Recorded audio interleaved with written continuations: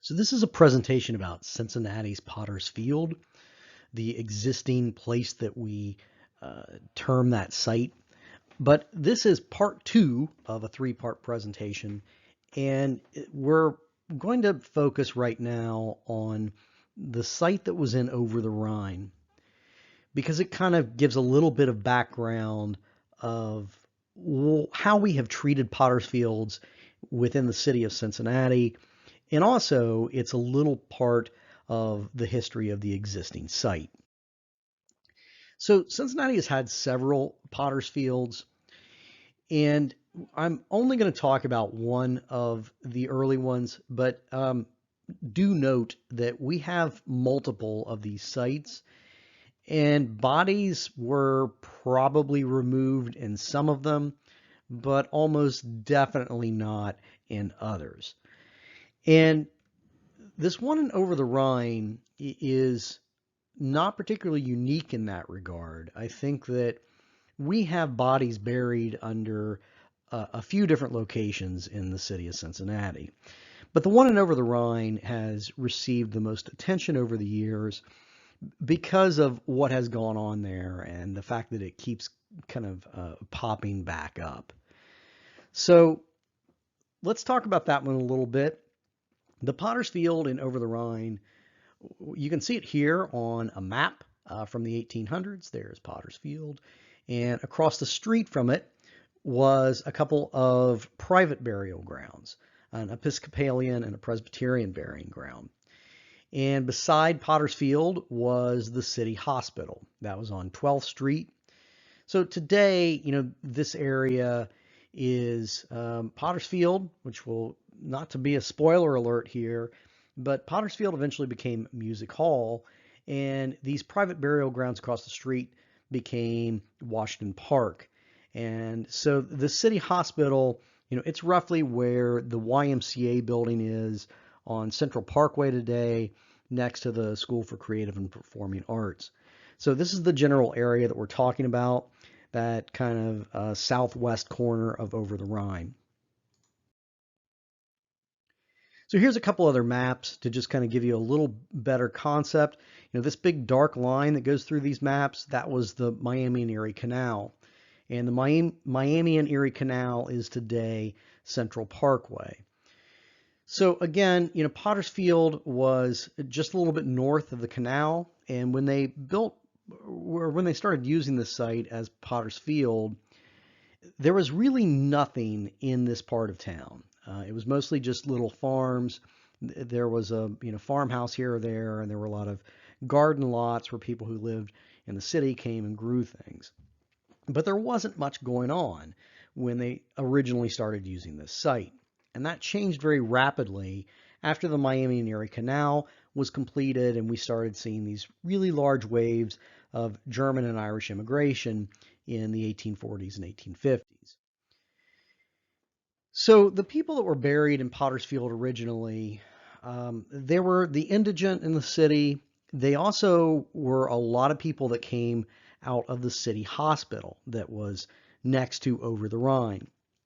And this city hospital, was the primary hospital in the city of Cincinnati.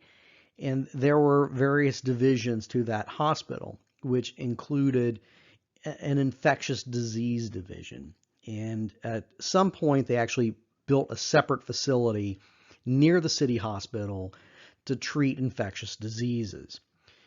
So we had several of those infectious diseases and terminal diseases that came through the city at different times. Cholera was really big, and we didn't really understand how cholera was transmitted. So, we thought cholera was transmitted more like COVID. It was an airborne thing. So cholera was definitely thought of as a transmittable disease and something that was highly infectious. So a lot of cholera patients wound up in the infectious disease hospital there near Potter's Field. And a lot of people who died of cholera wound up in Potter's Field, either because they were indigent or oftentimes just because they couldn't be identified. So we see two pretty distinct fates happen to this collection of cemeteries that we have in southwest over the Rhine. We have a potter's field on the left side of Elm Street, and we have an Episcopalian Presbyterian burying grounds on the east side of Elm Street. And they wind up getting pretty different treatment.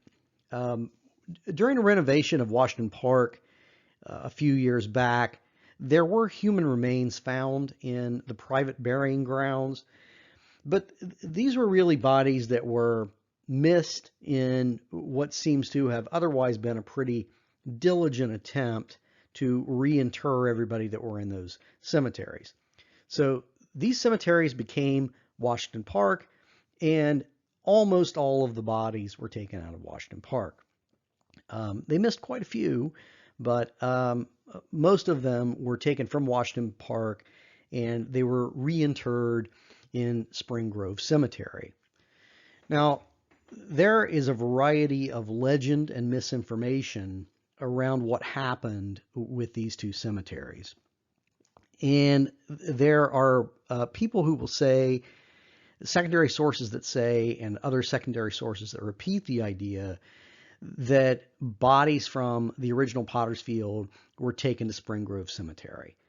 That, as far as I can tell, absolutely positively did not happen. They're confusing what happened to the bodies in the private cemetery versus what happened to the ones in Potter's Field. Private cemetery, those remains went to Spring Grove Cemetery and were respectfully reinterred. The ones in Potter's Field wound up with a different fate. So in theory, those were also moved, but the effort that was put into that was pretty lackadaisical. So that site, it winds up becoming Music Hall, and as we have learned a few times in the course of the city's history, Music Hall is effectively built on top of what is still, to some degree, an active burial ground. So construction on Music Hall started in 1876, and when construction started, the remains that were in Potter's Field were supposed to have been moved already, but they immediately saw that that really wasn't the case. And a lot of the digging for the foundation of Music Hall involves digging through a lot of human remains. So 1876, they start construction. They're hitting a lot of human remains. By 1879, they're still doing work, and they are still digging up human bones on a regular basis. Full skeletal remains, skulls, etc. So, that lets us know, as far back as the 1870s, that this so-called effort to remove the bodies from this over the Rhine Potter's Field site to the new Potter's Field site was really half-assed. And in 1927, we get a reminder of that when Music Hall started to install elevators. And to do that, they had to dig below the bottom of the basement, to put in the shafts for these elevators. And when they did that, they discovered that basically anywhere you dig a hole under Music Hall, you're going to run into bodies. So 1927, they found a lot of bodies, and what they did with them at the time was just gather up everything that they had dug into and found, and they put it into this kind of concrete box and reinterred it. And then when they were installing another elevator in 1988, they again ran into a bunch of human bones. They found some of the ones, well, they found the ones that were reinterred there on the site in 1927, and they found additional remains as well.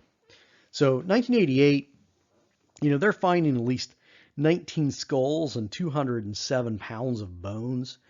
So just in the course of digging an elevator shaft, which is not that big, they're finding what appears to be at least 19 human bodies, skeletal remains. And these remains, in 1988, they got the attention of UC. A lot of them were studied, tested, and what they discovered is that these were the remains of men, women, and children. So it was a pretty large kind of range of ages and who was buried there. So that's what happened to Over the Rhine's Potter's Field. It became Music Hall. About 1,800 bodies were theoretically moved to the new Potter's Field, although we know that that effort was pretty half-hearted, and a lot of those bodies were still under Music Hall. Some of those remains have been moved to the University of Cincinnati, where they sit in a room somewhere, and a lot of others still remain under the site. But some part of maybe a majority of 1,800 roughly people that were buried at that location were then moved to the new Potter's Field, the one that was started in the 1850s. So part 3 is going to be the history of the current Potter's Field site.